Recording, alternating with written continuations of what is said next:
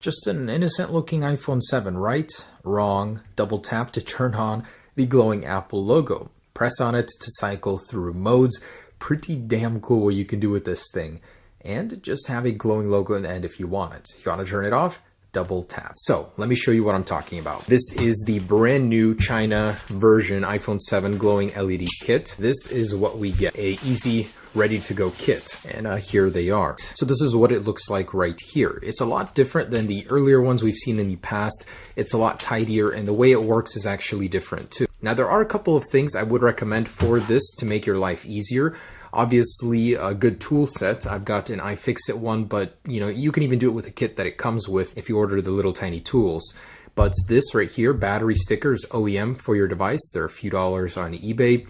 The actual waterproof seal so you can reinstall it and keep your water resistance, and a mat for your device to see where to place the screws just to keep track of them. It helps a lot. First things first, you unscrew the two pentalobe screws on the bottom of the device. And it's a little tricky to get the display up. I'm going to talk about that in a second because it doesn't open up to the top anymore on the 7. It opens up to the side. So you want to be very, very careful opening this thing up. You don't want to tear those cables. It does help to go in from the side, not the very bottom. It's going to be very difficult to save the adhesive around the display, so definitely buy a replacement.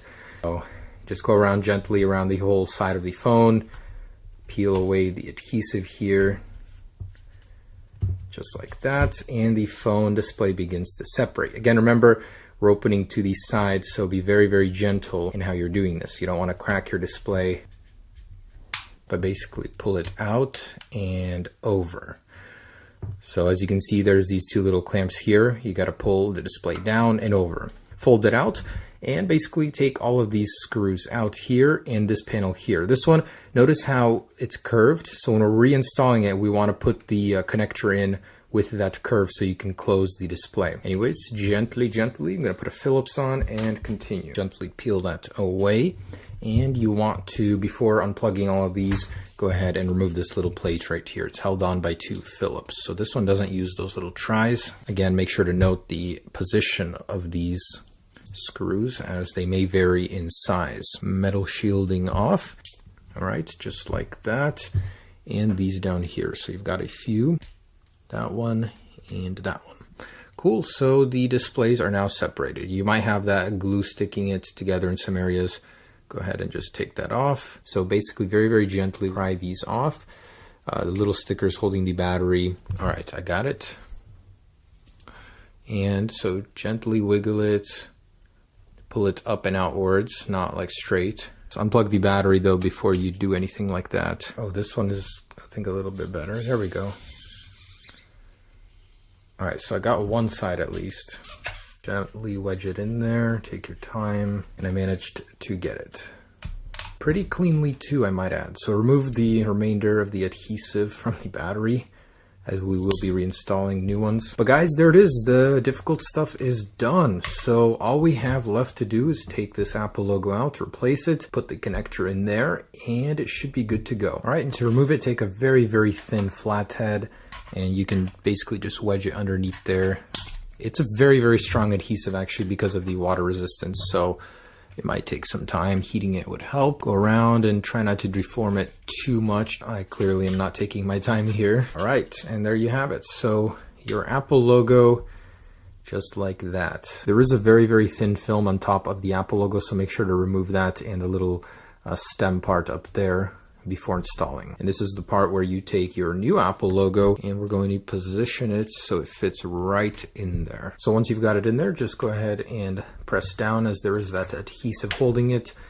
Now, if you want to ensure a 100% waterproofing solution, I would recommend some of this tape from 3M. It is waterproof, and just apply a single layer over it here, and it'll be just as good. So you'll have double layer protection. What I like about this is that it's a very, very clean white, and it's completely flush with the top of your phone. So no difference. It will feel completely OEM. So that's a good sign so far. Let's go ahead and install the light up module to see how this thing does. So I got it to work already. Just for your information, basically what you need to do is take the plug, put it on top of the plug for the battery, and then plug the battery straight into it. So this way you have a starting point of how it'll connect and sit right, and immediately you can tell if it's working. Now I'm doing a voiceover because my mic decided to stop working at this moment exactly, but it's a very simple install. Basically align the Apple logo connector, sit it right on top of where the battery plugs into, and then plug the battery straight into that connector through the one on the Apple logo. It's a very simple install. Now I didn't use any adhesive to hold the Apple logo thing in place, although you can. Basically what I decided to do was just to put the battery adhesive on the back of the battery and stick it in place on top of the logo. Now you'll notice that on the connector of the Apple logo cable, it's not completely flush, so you have to leave it sticking out, sitting on top of the logic board, and then press the battery down on the rest of the flat connector. So it's going to look just like this. It'll be sticking out at an angle, but that is perfectly normal. Of course, before setting the battery down with adhesive, make sure it is working, and then you can go ahead and press it firmly into place, and that way there's no play in the Apple logo. It'll look just like this when it's finished. It's a very easy way to plug it in. I like it a lot more than the standard one on the last 6S version where you had to plug it into the display. Anyways, with the battery, go ahead and stick the remainder of that onto the battery. It's not very clean here, but it does the job. So overall, a much cleaner install versus the last version.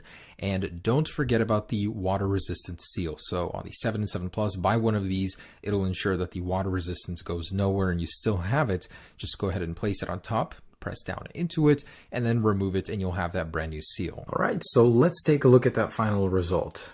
So this isn't reliant on the screen like any other versions that I have used, so it won't activate unless you want it to. That means you can turn it off at any time. That's kind of cool.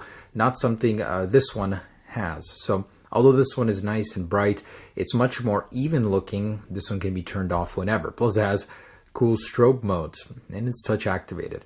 Anyways, so tap to sort through the modes. Of course, the one I would be using is the standard iPhone one, just glowing like that. So touch it to get it to work.